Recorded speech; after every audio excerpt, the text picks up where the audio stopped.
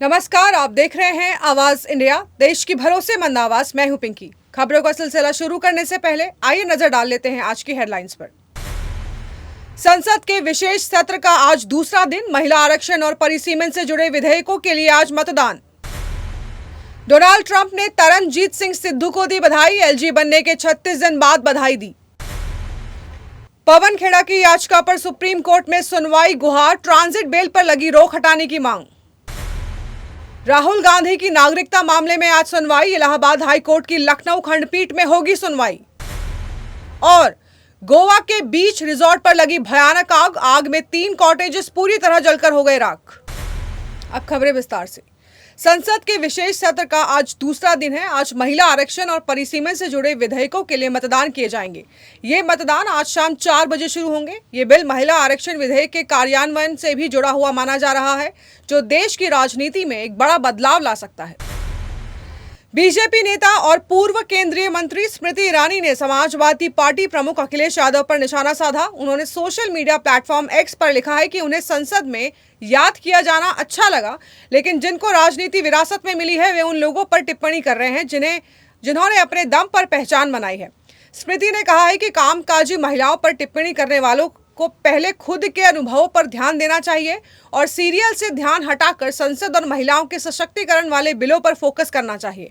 आपको बता दें कि इससे पहले अखिलेश यादव ने संसद में बिना नाम लिए स्मृति ईरानी पर तंज कसते हुए कहा था कि सास बहू वाली तो हार गई है।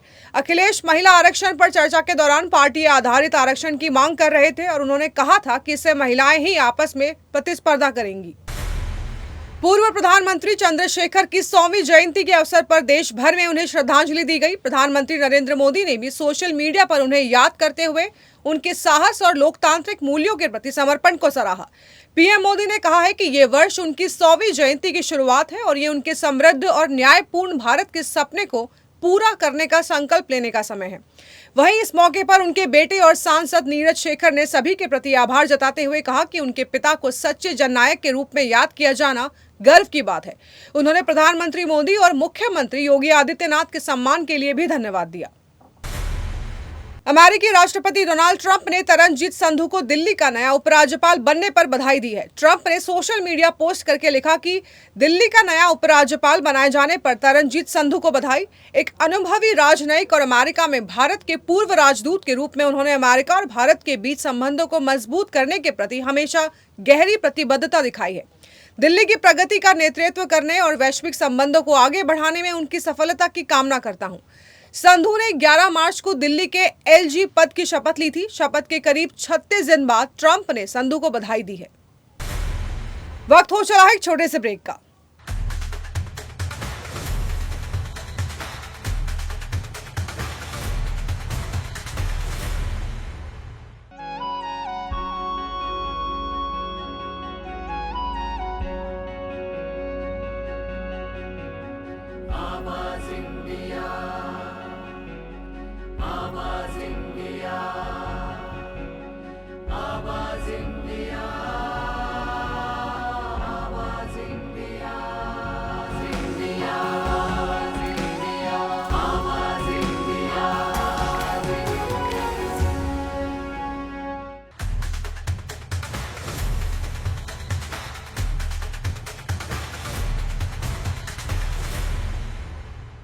ब्रेक के बाद आप सभी का स्वागत है। बढ़ते हैं अगली खबर की ओर।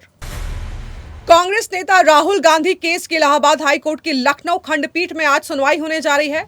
आरोप है कि राहुल गांधी के पास भारत के साथ ब्रिटेन की नागरिकता भी है, जिसे लेकर एफआईआर की मांग की गई थी। याचिकाकर्ता ने 28 जनवरी 2026 को लखनऊ की विशेष एमपी एमएलए अदालत के उस आदेश को चुनौती दी है जिसमें राहुल गांधी के खिलाफ एफआईआर दर्ज करने की मांग खारिज कर दी गई थी। इसी मामले में आज फिर सुनवाई होनी है। कांग्रेस नेता पवन खेड़ा की याचिका पर सुप्रीम कोर्ट में आज बड़ी सुनवाई होने वाली है। याचिका में खेड़ा ने सुप्रीम कोर्ट से अग्रिम जमानत पर आदेश को वापस लेने की मांग की है। खेड़ा ने अपनी याचिका में तेलंगाना हाई कोर्ट से उन्हें दी गई 1 सप्ताह की ट्रांजिट अग्रिम जमानत पर रोक लगाने के शीर्ष अदालत के आदेश को रद्द करने की गुहार लगाई है, पर अदालत ने उनकी बात नहीं सुनी। जब जस्टिस जे.के. माहेश्वरी और जस्टिस अतुल एस. चंद्रचूड़ की पीठ खेड़ा की याचिका पर सुनवाई करेगी। कोलकाता में चुनाव से पहले टीएमसी के विधायक देबाशीष कुमार के ठिकानों पर शुक्रवार सुबह आयकर विभाग ने छापेमारी कर सियासी माहौल गर्मा दिया है। दक्षिण कोलकाता के मनोहर पुकुर रोड स्थित उनके घर और चुनावी कार्यालय पर एक साथ जांच शुरू की गई। हालांकि कार्रवाई की स्पष्ट वजह सामने नहीं आई है। बताया जा रहा है कि देबाशीष कुमार पहले से ही जमीन घोटाले के मामले में ईडी की जांच के दायरे में हैं। उन्हें कई बार पूछताछ के लिए बुलाया गया और वे एजेंसी के सामने पेश भी हुए हैं। जांच एजेंसी उनके कारोबारी अमित गंगोपाध्याय के साथ संभावित वित्तीय लेन देन की जांच कर रही है। हाल ही में अमित गंगोपाध्याय के ठिकानों पर भी छापे पड़े हैं, जिससे मामले की गंभीरता बढ़ गई है। गोवा के प्रसिद्ध पर्यटन स्थल मांड्रेम के समुद्र तट के निकट स्थित एक रिजॉर्ट में 3 लग्जरी कॉटेजेस में भीषण आग लग गई है। यह आग मांड्रेम क्षेत्र में अजोबा मंदिर के पास डलास बीच रिजॉर्ट या इसी तरह की संपत्ति में लगी है। आग की सूचना मिलते ही आपातकालीन दल तुरंत मौके पर पहुंचा और आग पर काबू पाने के प्रयास शुरू कर दिए।